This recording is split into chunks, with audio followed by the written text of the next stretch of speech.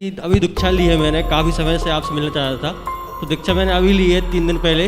तो मैं ये चाहता हूँ जैसे कि अभी आपने बोला था कि आप हनुमान चालीसा का पाठ करना चाहिए, और कथा में भी आपने बोला कि शंकर जी को जल भी चढ़ाना चाहिए, और लेकिन मतलब कृष्ण भगवान को भी मानना चाहिए। मतलब फिर पूजा करें तो मतलब किनकी करना चाहिए? मतलब हम ब्रह्मा विष्णु महेश तक सीमित थे, इनकी पूजा करते थे, और ब्रह्मा विष्णु महेश की पूजा शास्त्र विरुद्ध है। नमस्कार दोस्तों, स्वागत है आप सभी का हमारी एक और नई वीडियो में। आज की इस वीडियो में हम जानेंगे कि हमें किस भगवान को इष्ट रूप में मानना चाहिए, कौन सा भगवान हमें सबसे ज़्यादा लाभ देगा। तो चलिए शुरू करते हैं। सबसे पहले हम जानेंगे देवकीनंदन ठाकुर जी महाराज के विचार। मतलब भागवत से तो बहुत पहले से भगवान की कृपा है कि जुड़े हैं, सुनते रहते हैं। और लेकिन मेरा ये क्वेश्चन है कि जैसे कि अभी दीक्षा ली है मैंने, काफ़ी समय से आपसे मिलना चाह रहा था। तो दीक्षा मैंने अभी ली है 3 दिन पहले। तो मैं ये चाहता हूँ जैसे कि अभी आपने बोला था कि आप हनुमान चालीसा का पाठ करना चाहिए, और कथा में भी आपने बोला कि शंकर जी को जल भी चढ़ाना चाहिए, और लेकिन मतलब कृष्ण भगवान को भी मानना चाहिए। मतलब फिर पूजा करें तो मतलब किनकी करना चाहिए? मतलब रियल में मतलब ऐसा कि कृष्ण भगवान का भी शंकर जी का भी, मतलब ऐसा कंफ्यूज हूँ थोड़ा सा। मतलब मैं फिर ओ माय गॉड, आप सुनो, शिव पुराण कहेंगे तो हम तो कहेंगे कि शिव जी की पूजा करो,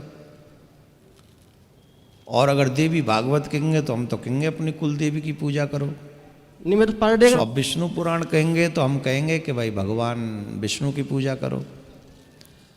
अगर हम राम कथा कहेंगे तो उसमें ये भी कहेंगे कि भाई हनुमान जी की पूजा करो।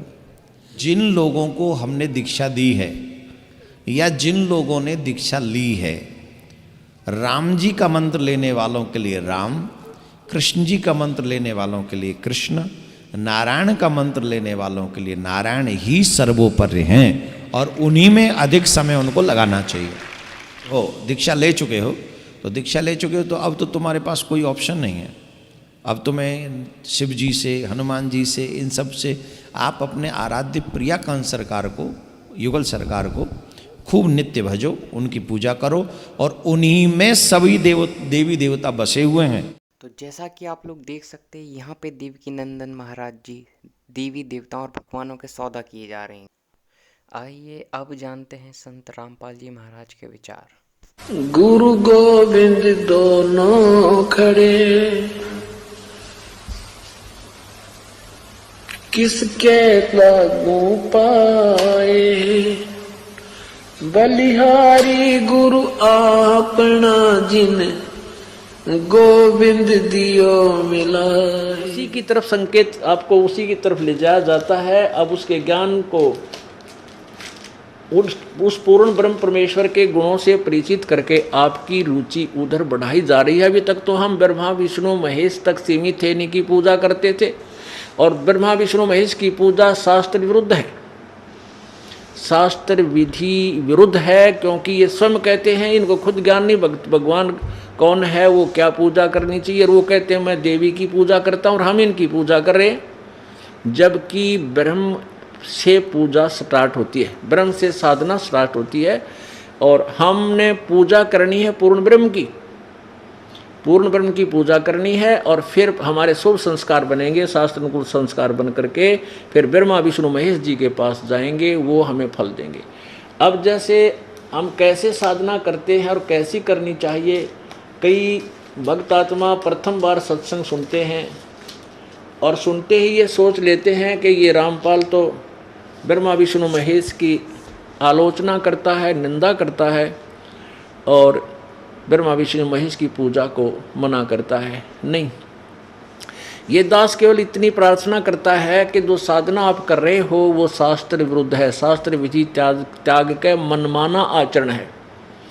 गीता जी अध्याय नंबर 16 के श्लोक नंबर 23 में कहा कि शास्त्र विधि को त्याग कर जो मनमाना आचरण अर्थात मनमानी पूजाएं करते हैं, उनको ना तो कोई सुख होता है, ना उनकी गति होती है, ना उनका कोई सिद्धि प्राप्त होती है, यूजलेस। अब कैसे शास्त्र अनुकूल साधना कौन सी है? गीता जी अध्याय नंबर 18 के श्लोक नंबर 62 में कहा कि अर्जुन तू सर्वभाव से उस परमेश्वर की शरण में जा, उसकी कृपा से तो परम शांति और शाश्वत स्थान को प्राप्त होगा। अब उस परमेश्वर की भक्ति कैसे करनी है, हम कर किसकी रहे हैं, शास्त्र अनुकूल साधना कौन सी है? देखिएगा, अब जैसे आप कोई भक्ति रूपी पौधा लाए, आप मान ले आम का पेड़ लाए पौधा छोटा सा, और उसको ला करके आपने मिट्टी या गमले में कैसे लगाया, जड़ को मिट्टी में दबा दिया गहरा, और फिर पूजा शुरू की, सिंचाई शुरू की जड़ की, और उस जड़ की सिंचाई करने से वो पौधा फिर पेड़ बन गया। फिर उसके टहनियाँ आई, शाखाएं, उन शाखाओं का फल लगे, उन फलों से हम वो फल हमें उन शाखाओं ने दिए। तो वृक्ष की जो शाखा होती हैं वो अनादरणीय नहीं, वो कोई अभिन्न, वो भिन्न अंग नहीं है, पेड़ का अभिन्न अंग है। उनको छोड़ना, तोड़ना, फेंकना कोई कह नहीं सकता जो समझदार व्यक्ति होगा।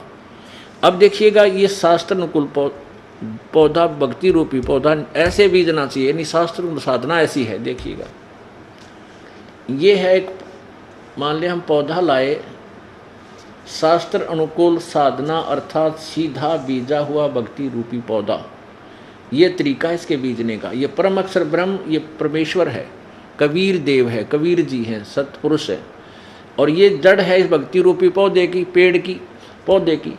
अब यहाँ इस पौधे की हमने जड़ की सिंचाई की, यानी इस मूल परमात्मा की हमने भक्ति प्रारंभ की।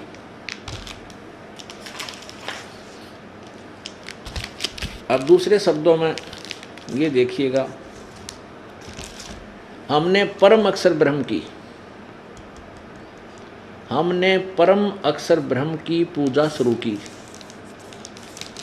ये, और इस परम अक्षर ब्रह्म से फिर ये पूर्ण ब्रह्म समझो, ये जड़ है, और ये अक्षर ब्रह्म अर्थात अक्षर पुरुष ये तना है।